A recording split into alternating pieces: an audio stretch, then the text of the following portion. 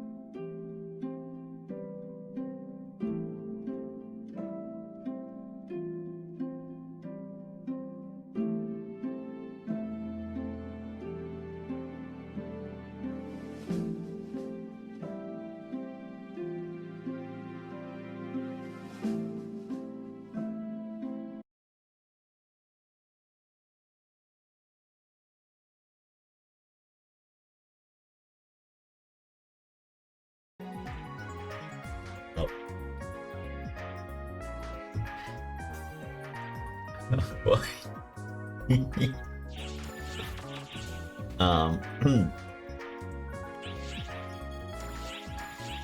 Wonder what I want.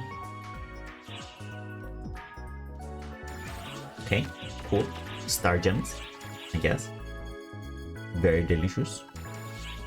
Who doesn't like some good old star gems?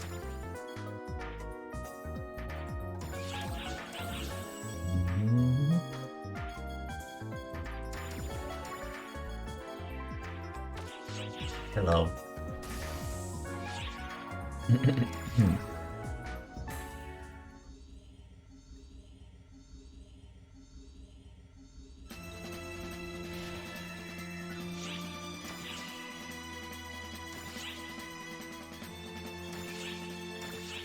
How's it going, everyone?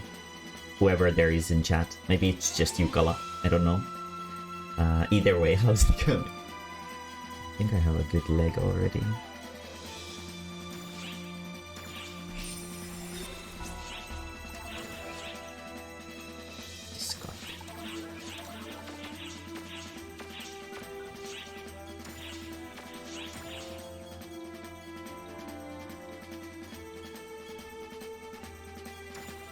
Oh, there's still 3 days. Okay, cool.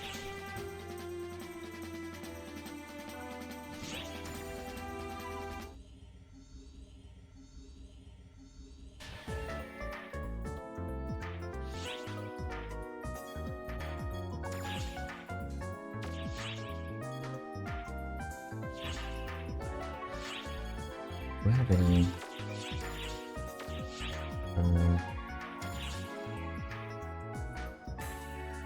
I have... a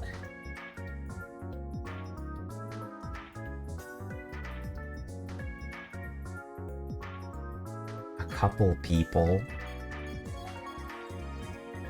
I guess I'll need to...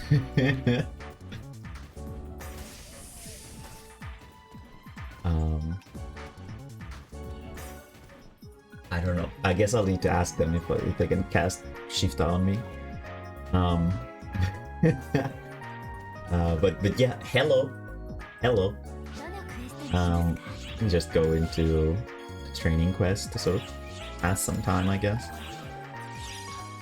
Oh, I could also check out Treasure Shop. I don't think I've checked it for the day. This one. No, don't sit. No, Miyuki. No, get up. This one. Primordial Darkness, Requiem, and Underground Night. Okay, it's not what I need.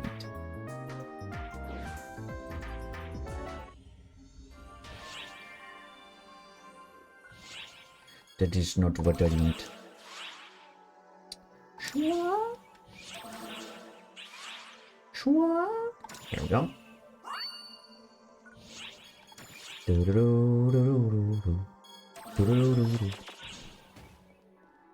Going.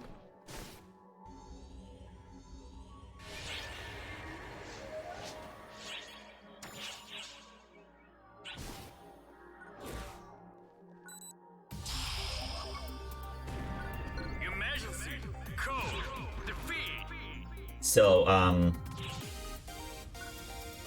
I had a weird experience today. I'm a little bit behind on work because of it. Like a really weird experience. But first, well, okay. How should I even premise this? I have no idea how to premise this. Okay, let me try to explain a little bit. So okay, I met this guy a couple weeks ago, I think, and I got a Twitter message from them, and they were contacting me about if I want to RP. So for anybody who doesn't know RP, it's like it's kind of like playing D&D, except that it's just two people and it's usually horny. I mean, I guess to some people D&D is also usually horny, but they were like, I found your F-list profile, which is a site that is dedicated for fetish oriented roleplay. Yes, I will openly admit that I do this. Well, I used to. I haven't really done it much recently because I've grown so picky that nobody's good enough play company for me anymore. But this guy messaged me, and he said that he saw that I haven't been online on F-list for like eons, and he was like, okay, well, I'll message you on Twitter instead. And I'm like, okay. He sends me a message and asks me if he can have my Discord and we can discuss if I want to play with him on Discord. And I'm like, okay, I mean, that's very nice of you, and I can respect, even if we don't happen to have completely similar interests, I can respect the effort that he put into finding me, which is, you know, most people usually drop the subject as soon as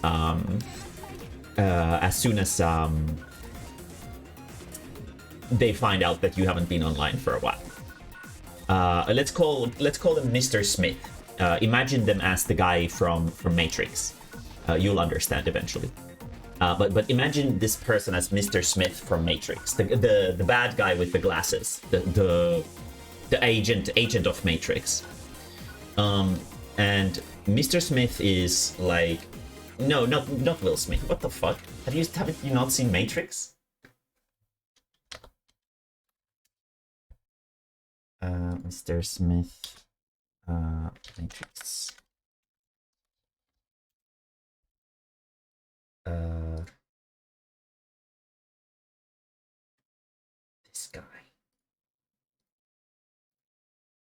This guy.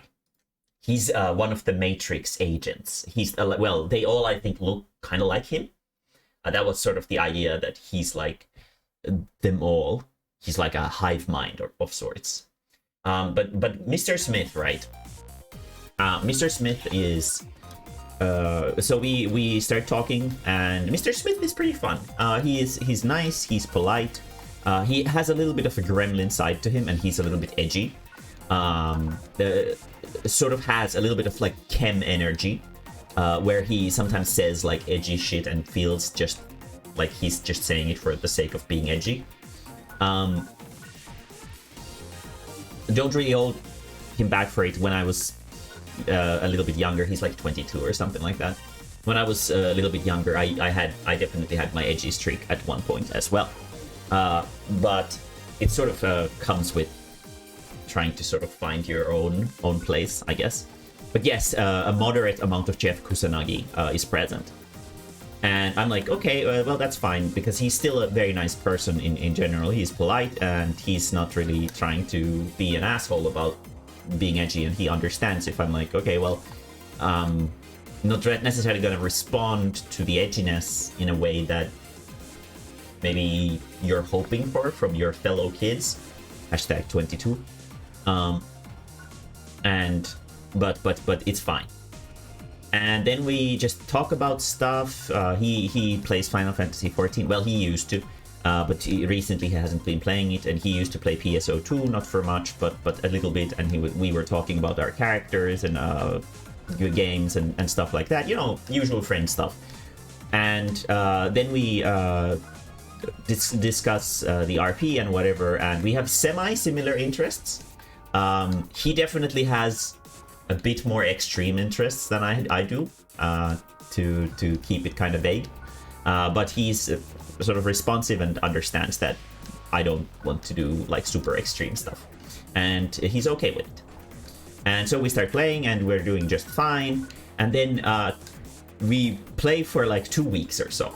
I'm not really going to comment on the play itself, but today, I don't remember exactly what the context was. No, it was I was talking about the magic beans that I gotta eat because, you know, being trans and whatever. And he got curious about me being trans, and he was like, can I ask you some questions related to that? And I'm like, yeah, go ahead. I'm an open book. I'm not really super sensitive about it. I know a lot of people are really curious about the subject matter very often. And it's sometimes very hard to ask people about this kind of stuff because it's a very touchy subject to some people. And then things get really weird.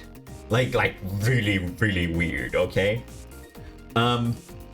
So he didn't. Well, the one thing that he did ask about me being trans was the whole sort of how far into the process I am, and I was like, okay, and he was like, okay, that's pretty far into this, and yes, you have, Val. Yes, you have, Val. And then he starts bombarding me with like these really weirdly politically charged questions that have nothing to do with being trans. Like, what do you think about the situation in Ukraine? And I'm like, I don't really know. I don't really sort of invest myself super personally into these political stuff. And I'm like, oh, okay. And then he's like, yes, very good, very good. And then, would you say that you support Russia? And I'm like, no, I'm not really supporting anyone, I guess. And he's like, yes, indeed. What do you think of transhumanism? And I'm like, what? And I'm like, okay. And the questioning went along this line, and then it got into American politics. It got into international politics, like what do I think of the United Nations and NATO, and like stuff like this. And I'm like, wait, what about the fetish role? and he's just like, no, don't worry. I've been collecting this data from over 120 people. And I'm like, oh, okay. And what purpose is this data collected for? He's like, I can't reveal this information to you. It's secret. And I'm like, oh, okay. So I'm like, so, and he's like, my organization uses this data to something. I'm like, okay. And what is your organization? And he's like, I can't reveal this to you. It's a secret. But we are an NGO, which is a non-government organization. So, so it's definitely not government. But Mr. Smith here, belonging to a secret society, he wanted to interview me on my thoughts on conspiracies, and he asked me about conspiracies, and strangely enough, he asked me about the history of conspiracy theories or the concept of conspiracies in general. Like, am I aware of the history of conspiracies or something like this? I don't really want to read too much into it because, again, not a whole lot was revealed to me because of the secretive nature of the society that he belongs in. The Matrix doesn't want me to know what it's questioning me about. And so Mr. Smith, so and he kept calling me a candidate, and I'm like, what the fuck am I a candidate? I'm not applying for anything.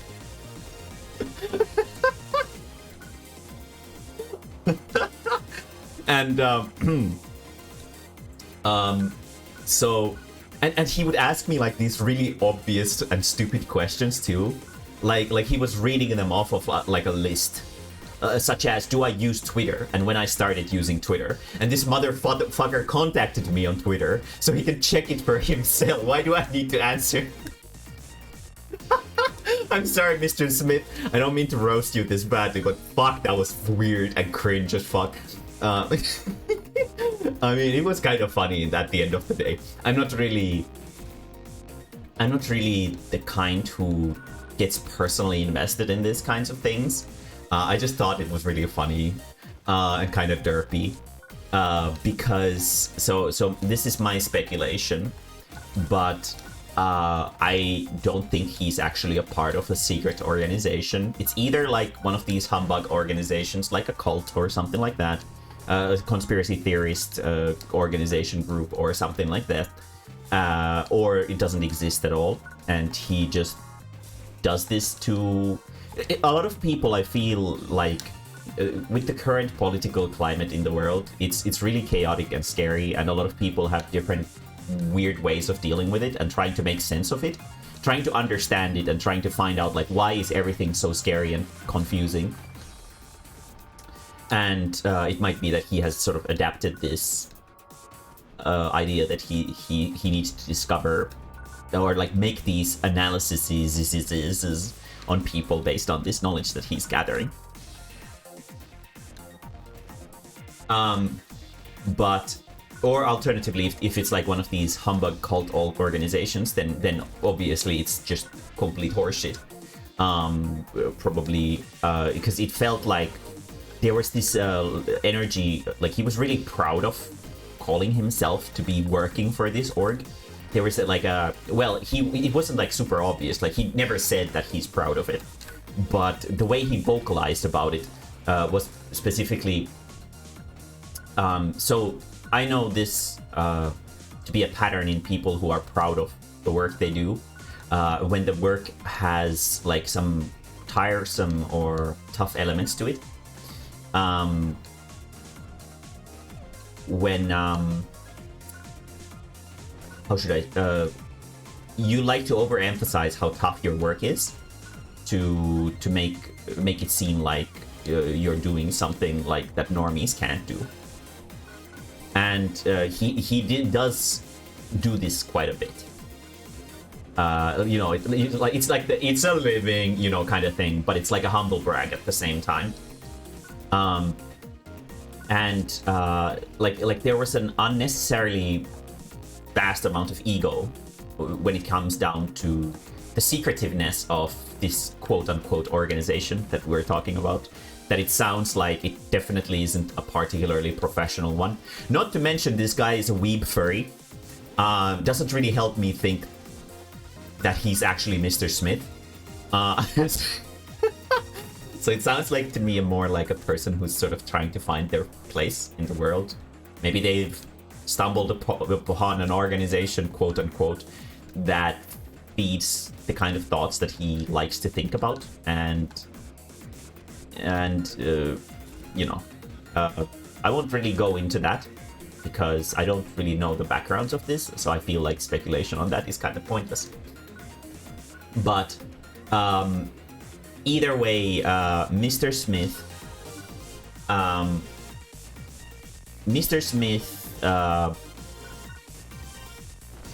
he was pretty cool about it. he was pretty cool about it, and we talk about things.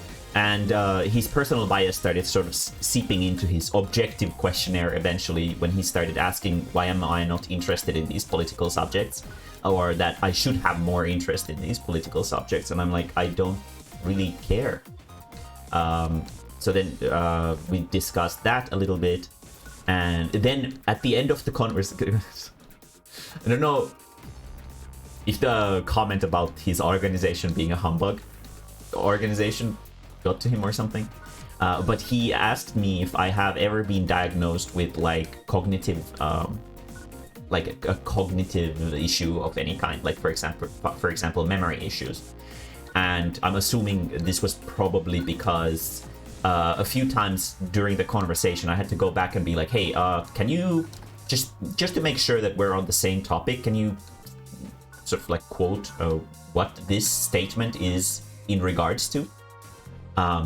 Obviously this might be not the most natural thing to understand for a person who probably has never spoken anything but their native language in the world.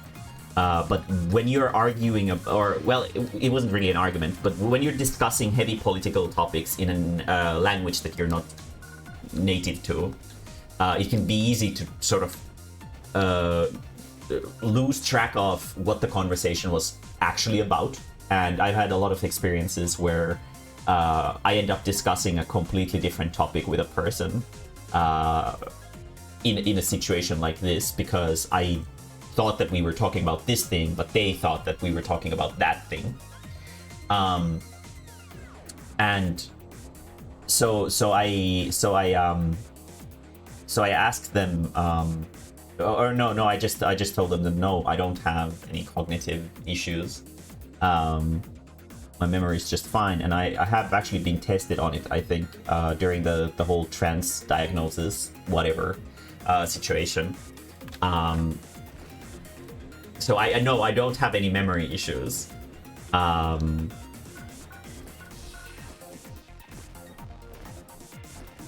But yeah. So I got interviewed by Agent Smith today. I guess to be a part of the Matrix or something. I guess I didn't get recruited. I don't. Maybe I wasn't politically aligned in the right manner. You do forget to draw. No, I don't. What do you mean? I'm literally like the person on the table who forgets the mechanics the least.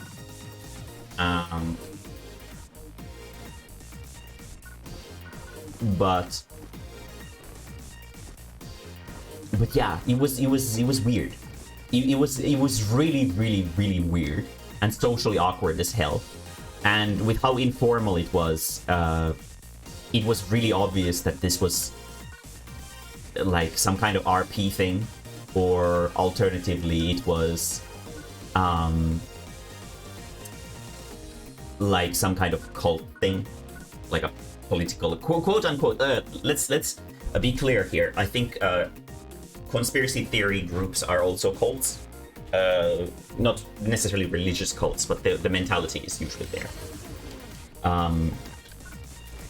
There was this sort of air of, like, he said that he had talked about this with multiple people. I don't know how accurate his numbers were, probably not very, but I can, like, he said that a lot of people usually get really angry about the questions and stuff like that. I can kind of see that. A lot of the questions were somewhat inflammatory in nature. Not in the questions itself, but much more so in the order in which they were provided.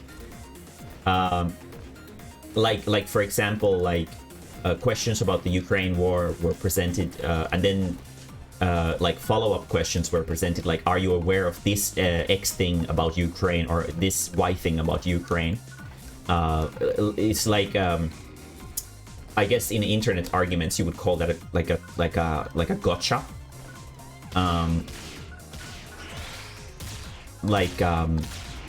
a lot of internet arguments usually devolve into trying to get like a gotcha moment on a person. And like, for example, the question at the end about my cognitive capabilities was kind of, it felt like the sort of way the questions were presented makes it feel more inflammatory than the questions itself are, I guess. So I can totally see why people might get angry from that, especially when you're talking it in a context with a furry weeb.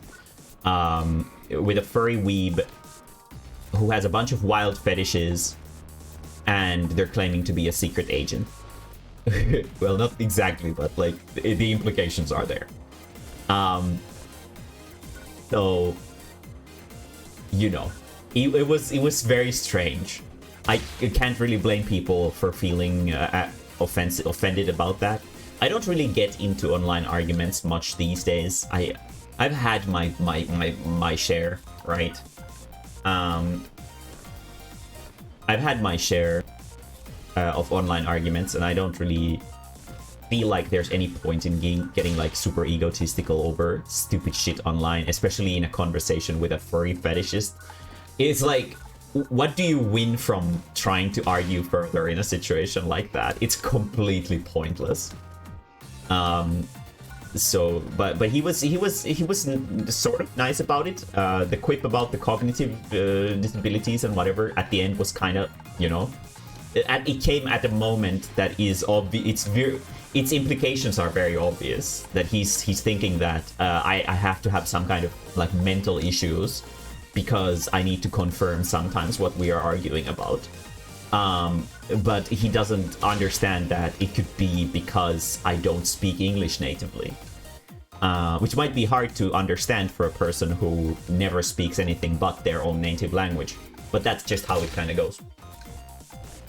But yeah, wild. Really fucking weird. We talked about this for like 2 hours. It was so fucking weird. He had so many questions.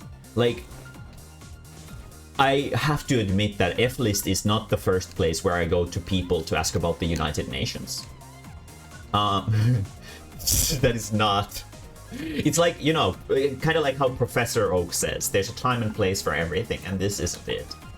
I did tell them that it's okay to ask me anything. I thought the questions were going to be about me being trans, but I guess they were just about his political views or something like that. I'm sorry, Mr. Smith, if you didn't really get much out of that conversation, because I'm not really a very politically charged person, and I will not probably never be. But yeah, why were you at the furry server? No, it wasn't a furry server. It's just F-List is just an RP site for anybody, and it just happened to be a furry who talked to me. But there's like any kinds of people in there. Wait, no, oh, this was Yersu. I witnessed an online argument in a furry server today. Some Chinese dude was arguing about some piles of bones in India and other history subjects and proceeded to call everyone else loser and vayakis. He was banned later. Oh, okay. Why are you at the furry server? Well, now I could see Yersu being into that shit. Okay, no, that's fine. That's fine. No surprises there. But yeah, that was my encounter with Mr. Smith today. Yesterday I also got approached. I got approached by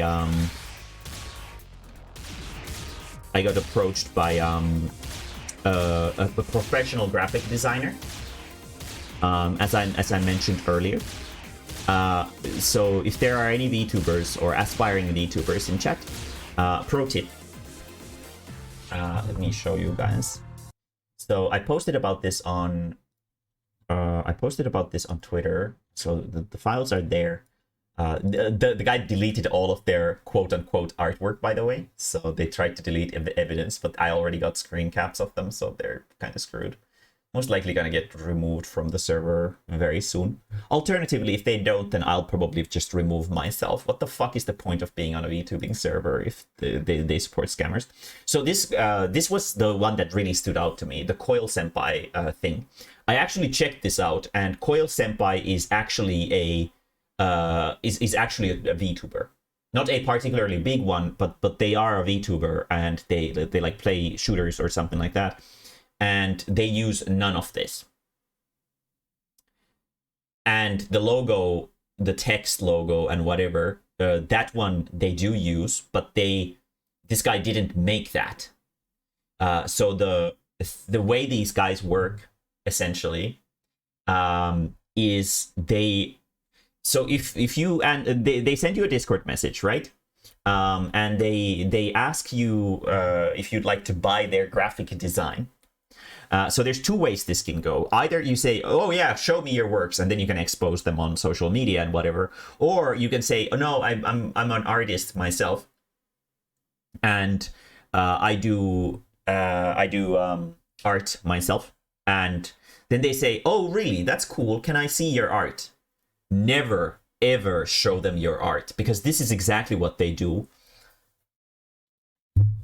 I'm assuming either these assets were ripped off straight from Coil Senpai's channel, or this person asked Coil Senpai, and Coil Senpai was really proud of his stuff that he has on his channel, and he was like, yeah, this is what my icon looks like and whatever.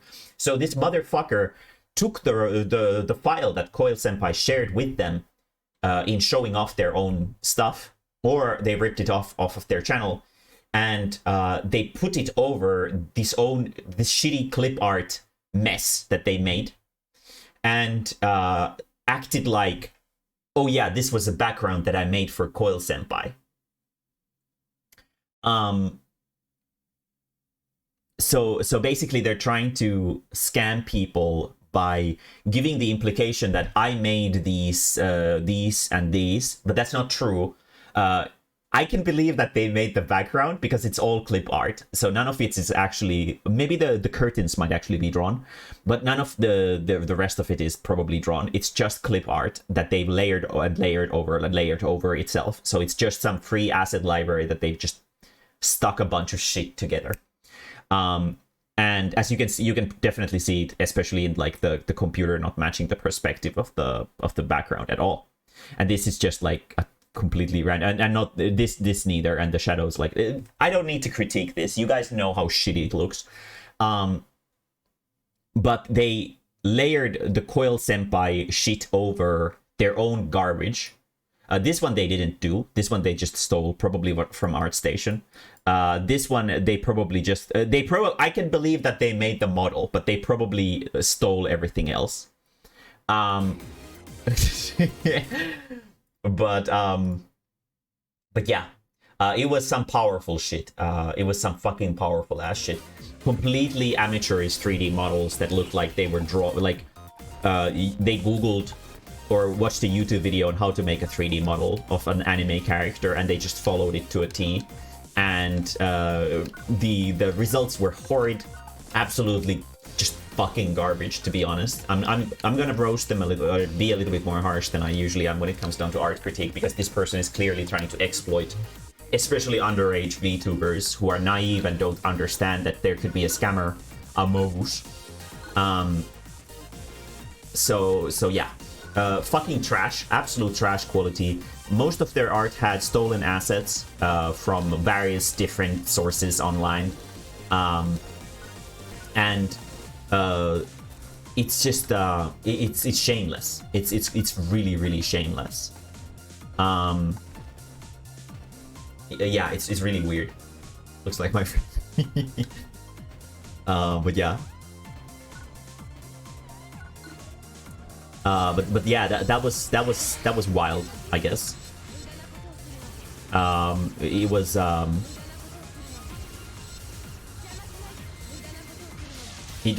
something, all right, I guess.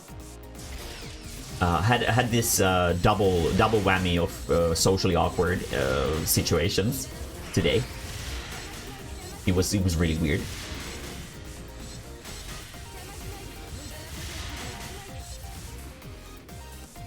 But yeah, that's my weird stories for the day. I don't know. No. So I don't recommend ever sharing your art with these people. They will steal it and claim it as their own.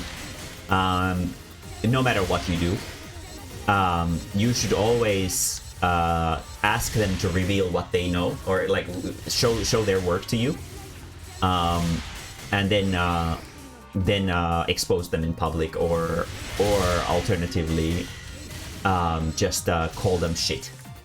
Because this one at least seemed to take it really personally that I called them out for being an art thief. It was really funny. So I don't know. Maybe even scammers take some kind of pride to their artwork. Probably not, but you know, it's kind of funny to see them going all crazy about it.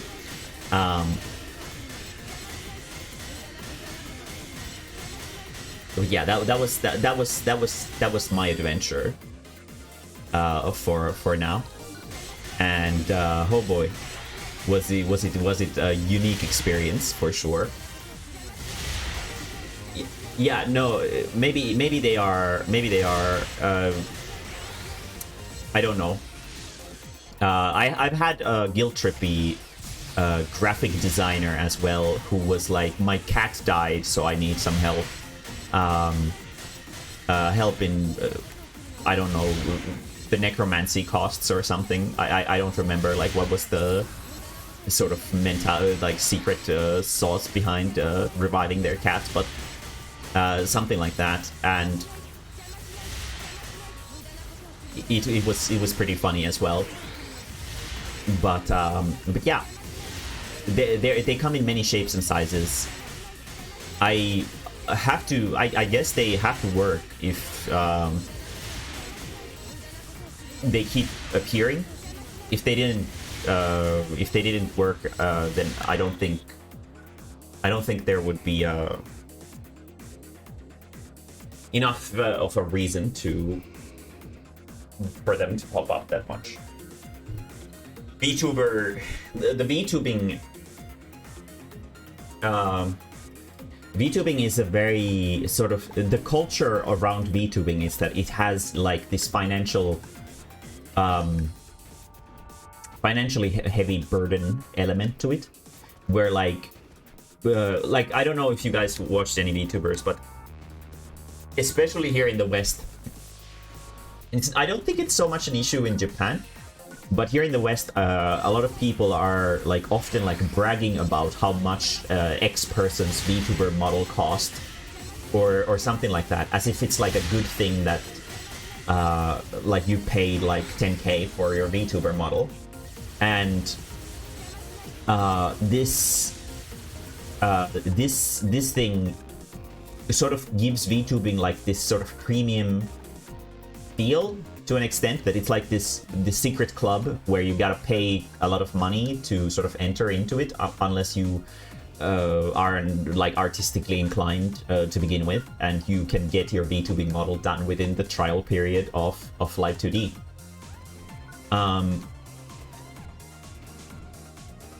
So yeah, it was. I feel like it's a lot easier to scam, especially young people in this environment, when you give them the option that, oh, I can make you a live 2D model for like $100 or maybe $200, because the people who do these scams are mostly from less well-off countries.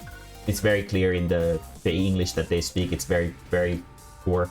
Usually probably done with like translation software and whatever.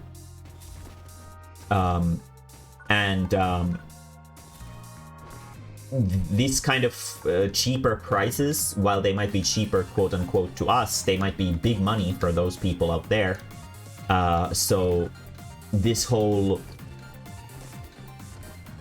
I guess, how should I call it? This whole culture of VTube scams revolves around getting or sort of exploiting the hopes and dreams of young aspiring VTubers who want to get a model but they can't afford any of the cool ones. So then they get an offer from this random asshat on Discord, and it might seem more appealing than what you know, than what it might seem more appealing than it actually is very easily. So yeah, it was a very strange experience. Online art commission scams have gotten a lot more common recently, and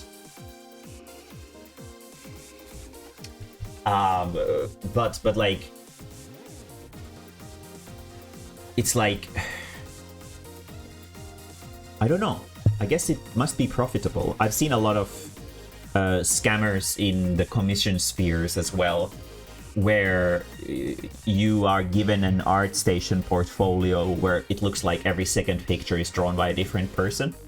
It's because this is probably like a scam studio, quote unquote, where there's multiple people and they try to get the commission out as cheaply as possible, and there's maybe one person in the studio who actually knows how to draw. And the way the progress sort of works is that you are giving like the worst, shittiest quality possible for your money, and then if you complain about it, then they're like, okay, well, maybe this better person can do it for you. You don't need to have a massively super impressive model, but people don't say that to others. No, they don't. That's the thing. Because VTubing is so popular, and there's a lot of, how should I put this, elitism around it. It's like,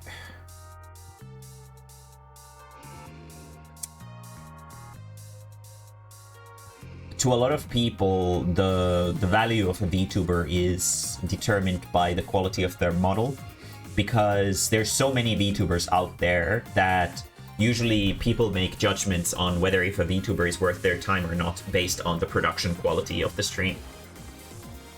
So in that sense, it does make sense that having a good model is beneficial for sure, but having a good model doesn't make you a better streamer. So obviously, even if you have like the best model, once the novelty of it wears off and somebody makes a better model, then your value as a VTuber completely drops because somebody else has a better model. So I personally obviously would personally recommend to focus on being a better streamer than having a fancier VTuber model. Unless there's a really reasonable purpose to why you need a really fancy VTubing model, I don't really understand why you would have any sensible purpose to have one. Hello, Polar Bear Incorporated. Doink, doink. I've been telling a story about being interviewed by Mr. Smith from The Matrix, and we were discussing graphic design scammers. I'm gonna find my first 3D one so we can look how shit it is. I mean, sure, if you want to share. I'd love to see it. I'm guessing it's probably a Viva 8 Studio model. Scammers, yeah. So in the VTubing sphere, there's a lot of quote-unquote professional graphic designers who approach especially young, impressionable VTubers and try to offer them really cheap commissions, usually in the form of channel layouts, channel icons, or even VTubing models. But if you are even moderately art savvy, you'll be able to easily tell that all of these assets are stolen or asset flipped, or like they're just so incredibly low quality that there's no reasonable like logic behind paying for it. And I got hit by one of these scammers just last night, and they told me that they're a professional graphic designer, and I'm like, cool, show me what you got. And this is what professional graphic design means to them, this thing here. So they stole some VTuber's channel asset without their purpose, and they slapped it over this garbage clip art background. This one they just stole from an ArtStation or something like that.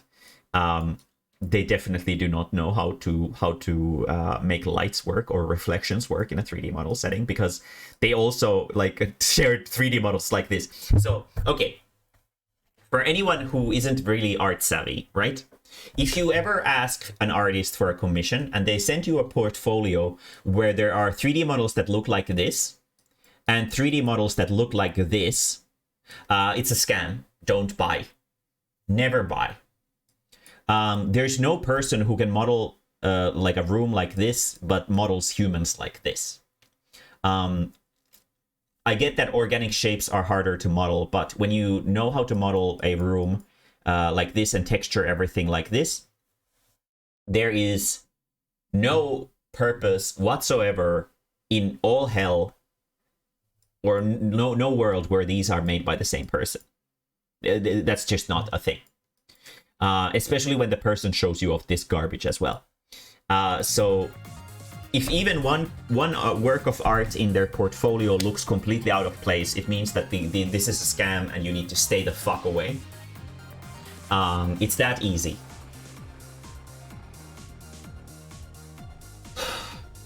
Yeah. Fuck.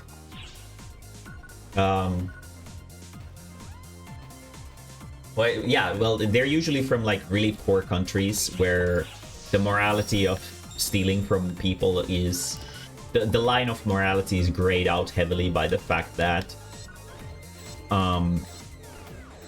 they are in a financially really terrible position most likely, and they live in squalor, so it becomes a lot easier to consider a scam in a situation like that, I feel.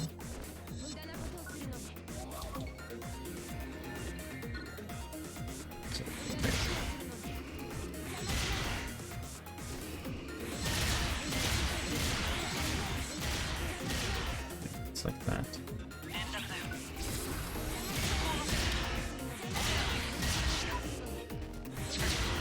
This is really fast too. I guess it's like, yeah, like that. Okay. There's a glitch you can exploit to do some more damage with this. I don't think that's gonna make like a notable difference, but it's still sort of good to know.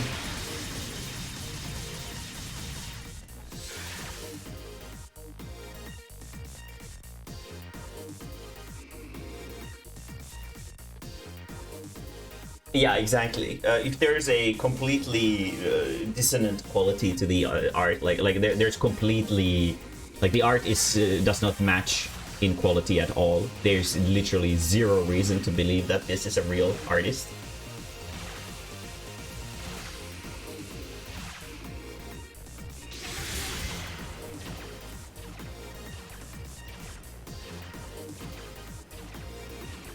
But yeah, a lot of these scam things go around very often. It's kind of unfortunate, but that's just kind of how it goes. But yeah, it do be like that. You don't happen to have anyone in chat who has a Japanese PSO2 account and a max level techer?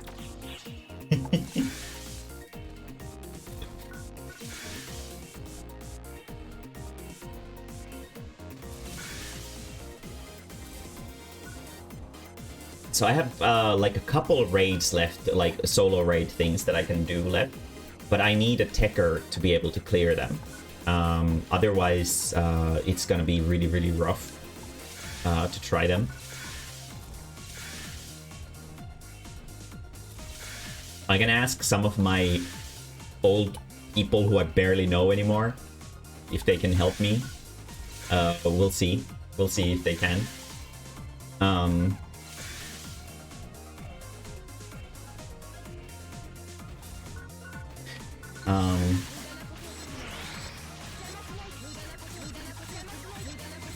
But yeah, it was a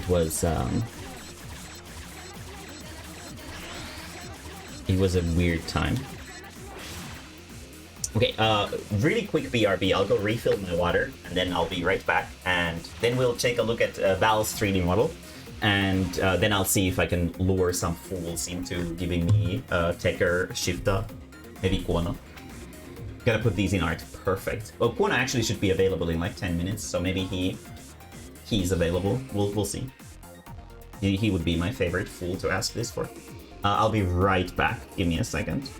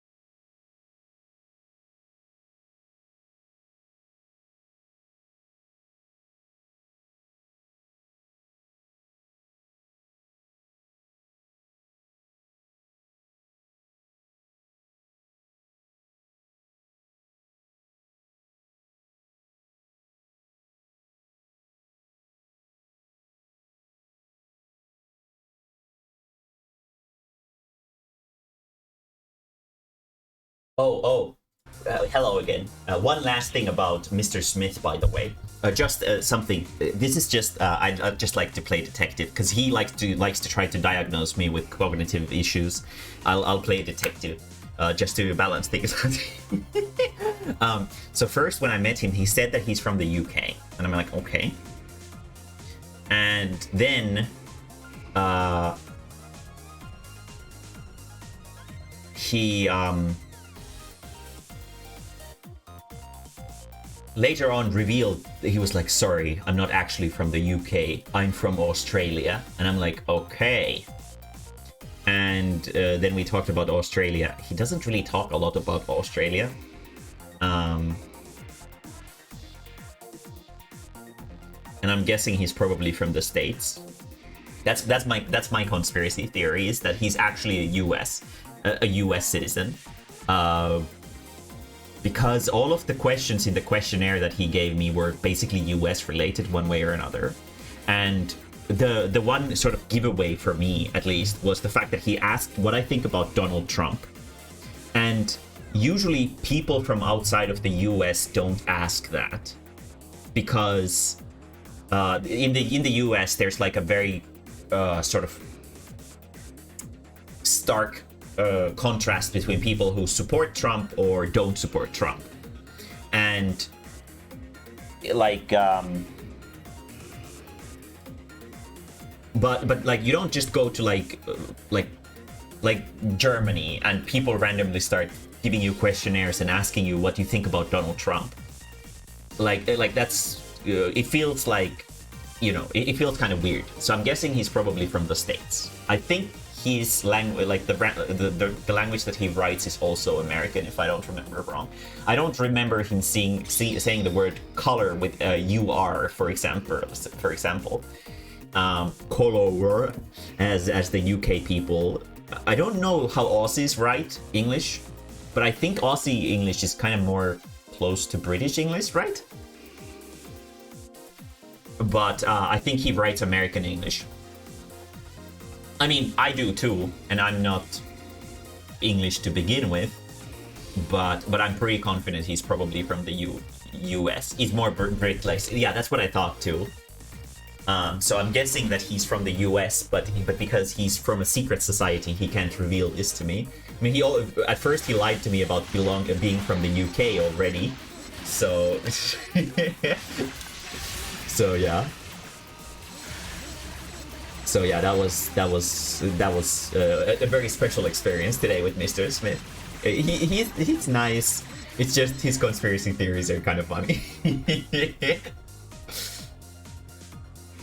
But let's check out Val's 3D model. Where's Discord? Where's my Discord? Bruh? Discord. Discord. Why are you here? Art. Bike helmet headdress. Open in browser. Found the jiggle bone for the bangs into a single pivot. Also texturing for the upper body scuffed AF. So let's use this one. So this is just to premise things. This is not actually modeled by you. This is a Vroid Studio model that you just sort of customized to your preference. And the texturing, I don't know how Vroid Studio works, but maybe the texturing has been done by you. Yes, okay. But yes, texturing scuffed. I mean, yeah, the beard is kind of, you know, but like I guess the option here would have been to use like a texture brush. And then I don't know how Vroid Studio works, but then you could have maybe had like a normal map on it. This probably doesn't make any sense to you. Do you speak 3D modeling? Like a bump map? Or a normal map? Does that mean anything? I don't know if these are a feature on Vroid Studio. Probably not, to be honest. But I mean, the eyebrows, they're kind of fine. I would have maybe used like a darker color on them because this is, I feel like, a very common thing that a lot of people do with their art in general or character designs in general, is that they make the character's eyebrows the same color as the hair, and they use the mid-tone of the hair for the eyebrows. But usually your eyebrows are a little bit darker than your hair, so you might want to use the shadow tones of your eyebrows for the hair so that it doesn't look so much like it's been sort of painted on, if that makes any sense. I started actively learning Blender like a month or two afterwards. Okay.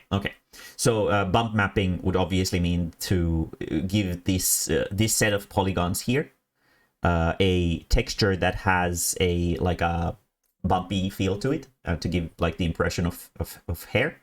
But I don't know how far you look at these models from. Like from this distance, I don't think it really looks bad at all. The eyebrows look kind of scuffed, but the chin beard is pretty okay. The outfit is super plain, so there's not really much to critique it about, unless obviously we go into character design. But this isn't really about that. But obviously a Vroid Studio model is generally they look decent. The whole idea of Vroid Studio is so that people who don't do 3D modeling or drawing stuff can still make decent looking models, and that's like one of the strengths of it for sure. I've actually seen some really high quality looking Vroid Studio models. I personally don't use a 3D model because, you know, there's kind of no point for it, because I'm not really a 3D modeler. I can 3D model for sure, but it's not a personal, like, I don't enjoy it that much. So I'd rather show off my 2D artwork with my models than the 3D models. And I mean, live 2D models look pretty nice these days. They were kind of scuffed back in the day, but these days they're pretty good. The one thing that I will at some point for sure add to Mae-mae 2.0, 2.1, I guess, is like the thing where your mouth goes like from side to side when you go like and then you move your mouth. I want to have that. But yeah, So texture edits were with GIMP. Okay, yeah. That I mean, you can get custom brushes on GIMP as well. The resources for GIMP are pretty generous. So texture brushing isn't really a thing that is reserved specifically for Clip Studio. It might be harder to obtain the brushes on GIMP because you don't have that sort of like brush shop that Clip Studio does. But you can use custom brushes on GIMP. I've seen some insane shit that people have made with like really good custom brushes on GIMP. So yeah. It was a bit of a hassle. Yeah, I can imagine. But yeah, it didn't really look terrible at all. It looked like your everyday VTubing Vroid model. I think it looked all right. I'll go scream at Guano. Message at Guano.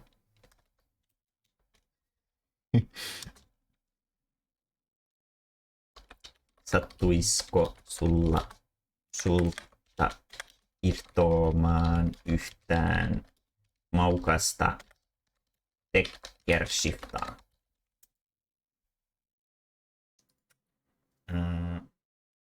Okay.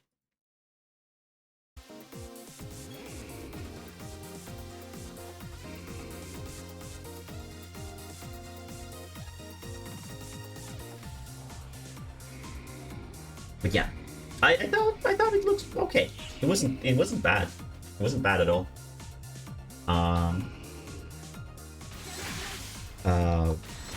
When it comes down to VTubing, I think the first priority that you should always prioritize when it comes down to VTubing isn't so much like a stylistic sense or the character design or stuff like that. I feel like the most important thing in VTubing is how expressive your model is. How well can you express your emotions through the model? That's like really important, because if your model is like really constantly like sort of stone-faced, it makes it really hard for people to find it relatable, which is super important for streaming, because that's sort of the whole point of streaming, is to find like a person who you can watch and relate to while